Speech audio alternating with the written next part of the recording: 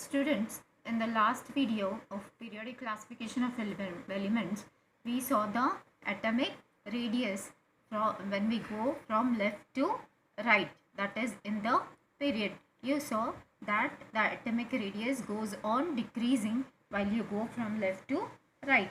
But what happens is in the group, that is in the group, what happens is the atomic size goes on increasing. But how is that? See, while you go down the group, you know a new shell is going on getting added. So in the first group you saw that there is only one shell. In the second group you saw that there are two shells. In the third one, three shells. In the fourth one, four shells. So what is happening is the number of shells is going on increasing as you go down the group. So what happens is the distance between the nucleus and the outermost outermost orbit or shell goes on increasing. So what happens is the atomic radius goes on increasing while you go down the group. Now what you are going to do is use your brain power.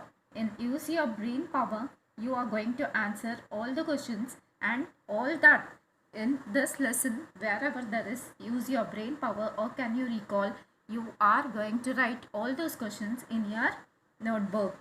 Now see, by referring the modern periodic table, find out the groups to which the above elements belong. Now see, potassium, sodium, rubidium, cesium and lithium. So you take the periodic table and see to which group or which period it belongs to. Now see, I will show you in the periodic table.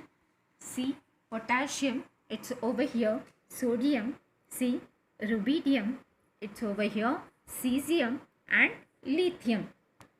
The potassium, the atomic radius is 231. Sodium is going to be 186. Rubidium, it's going to be 244. So this was 231. This is going to be 244 and sodium is going to be 186. So you can see as you go down, it's increasing. 186, then 231, 244, cesium is 262 and this is 152. So you can see this is 152, 186, then 231, 244 and then 262. So the atomic radius, you are seeing it's going on increasing as you go down the group. Now we will see the metallic and non-metallic character. Use your brain power again. Look at the elements of the third period. You can see sodium, magnesium, aluminium, silicon, phosphorus, sulfur, chlorine and argon. Now see, this sodium, magnesium and aluminium, you know they are the metals. Now if you take this one, phosphorus, sulfur, chlorine, all these are non-metals, but silicon is the metalloid. So this silicon is separating the metals and the non-metals. So you can see the metals are on the left side of the metalloid and towards the right side there are the non-metals. So on which side of the period are the metals? So the metals are on the left side. On which side of the period do you find the non-metals? They are on the right side of the metalloids. Now see, it is seen that the metallic elements like sodium, magnesium, they are towards the left and the non-metals like sulfur, chlorine and all are towards the right. So the metalloid silicon is separating these two. So this similar pattern it is observed in the other periods also. Now the zigzag line which is there, so this zigzag line is going to separate the metals from the non-metals. So along this zigzag line you can see the metalloids are there. Now the metalloids which are there, they are going to form the border of this line. Now see, let us compare the characteristic chemical properties of metals and the non-metals. You can see that from the chemical formulae of simple ionic compounds that the cation in them is formed from a metal, while the anion is formed from a non-metal. Now, from this it is understood that metals have a tendency to form a cation. How they are going to form a cation?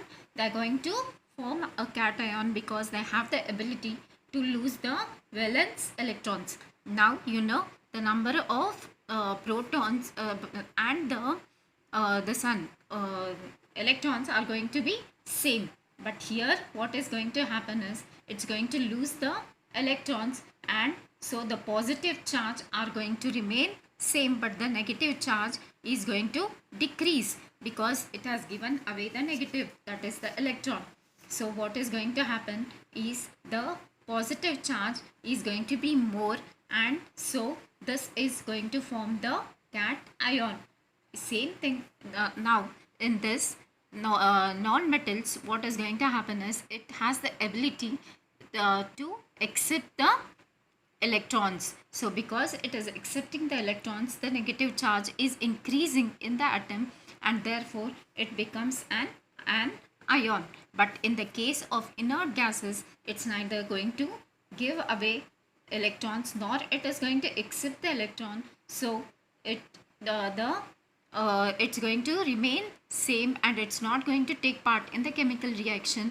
So these are called as noble gases. Now, how is the ability to lose or accept electrons in the valence shell determined?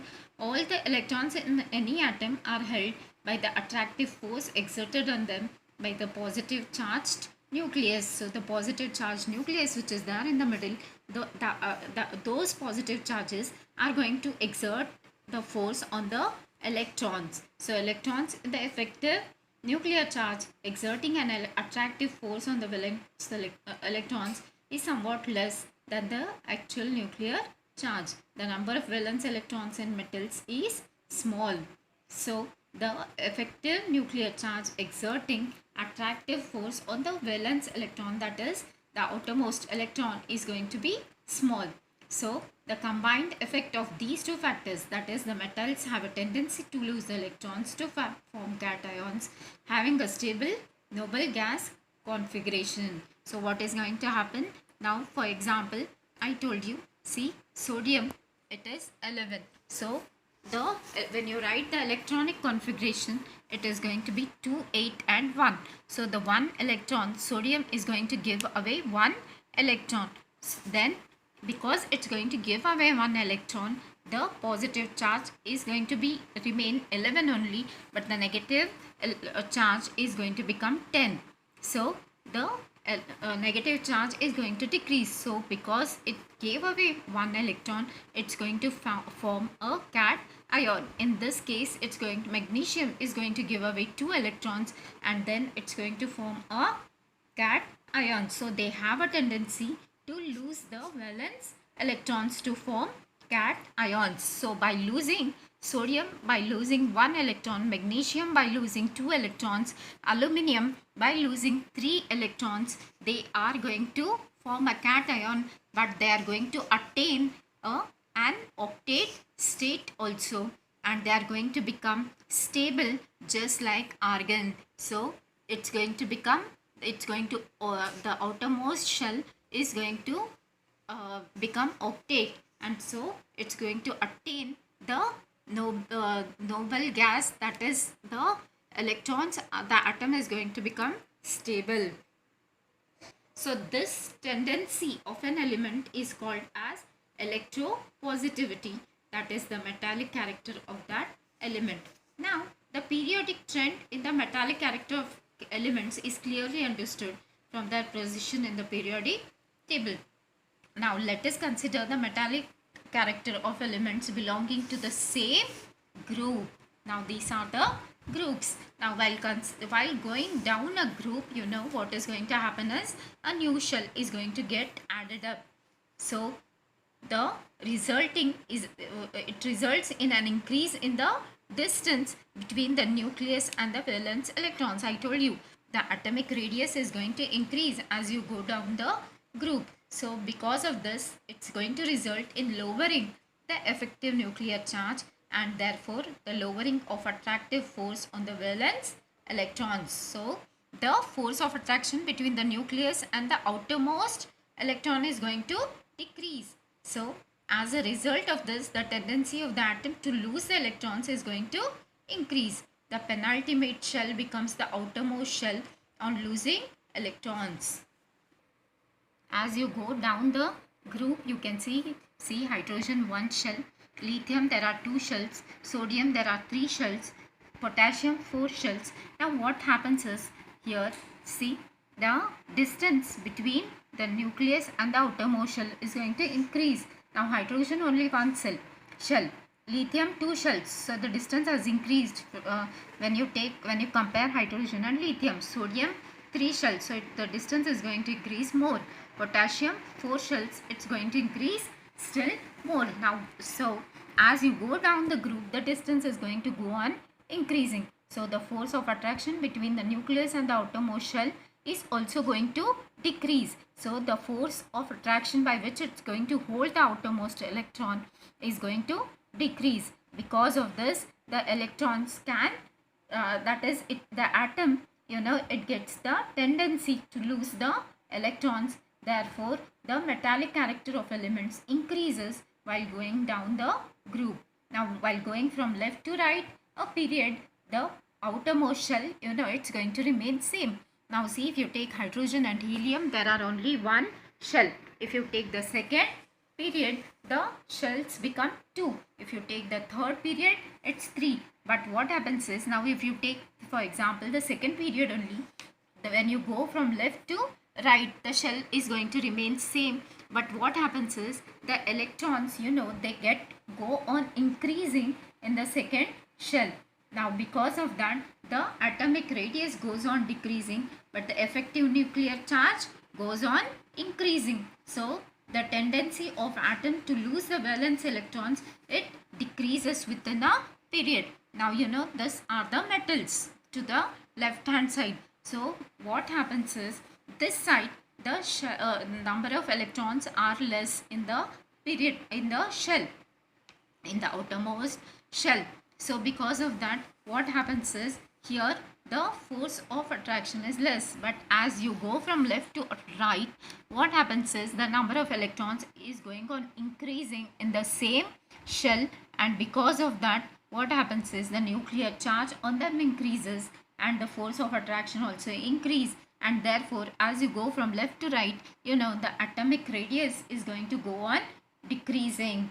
Because of that, the tendency of losing the electrons goes on decreasing as you go from left to right. So the metals lie to the left hand side. Here the left hand side, it has the capacity of losing the electrons is more.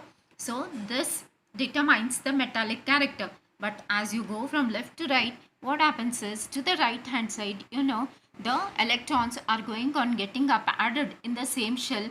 So the nuclear charge goes on increasing. The force of attraction between the nucleus and the outermost shell goes on increasing. Because of that, the power of holding the electrons becomes more and the losing of electrons become less. So this here, it loses the tendency of losing the electrons. But so what happens is, as you go from left to right, the metallic character goes on decreasing.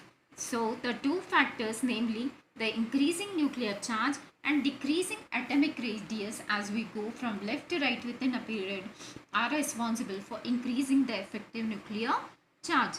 The valence electrons are held with greater and greater attractive force. So this is called as electronegativity of an atom.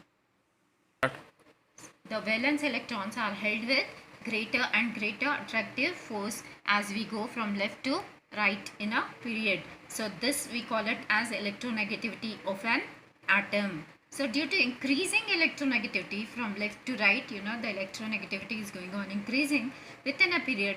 The ability of an atom to become an ion by accepting outside electrons goes on increasing. You saw here, it has the tendency of losing the electrons, but as you go from left to right, the capacity of losing the electrons goes on decreasing, and the ability of an atom to of accepting the electrons goes on increasing. So the tendency of the element to form an ion or the electronegativity, that is the non-metallic character of an element. So the elements, they have that is the metals have the tendency to lose the electrons, and the non-metals have the tendency to accept the electrons. The metalloids, they lie on the zigzag line. They are going to separate the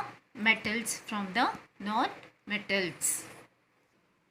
Now you can see in this table that this blue color, those are the metals. This zigzag line, this is the metalloid are lying over here, and these are the non-metals. So we will summarize what we have studied now. See, as we go from left to right in a period, the atomic radius goes on decreasing, then the electronegativity goes on increasing, the non-metallic character goes on increasing as you go from left to right, and the electropositivity is decreasing. Electronegativity is increasing, so electropositivity is decreasing, and the metallic character is decreasing as you go from up to down in a group. The atomic radius goes on increasing, then electronegativity decreases, and the non-metallic character also decrease as you go from up to down. Then the electropositivity increase, and the metallic character also increase as you go from up to down in a group.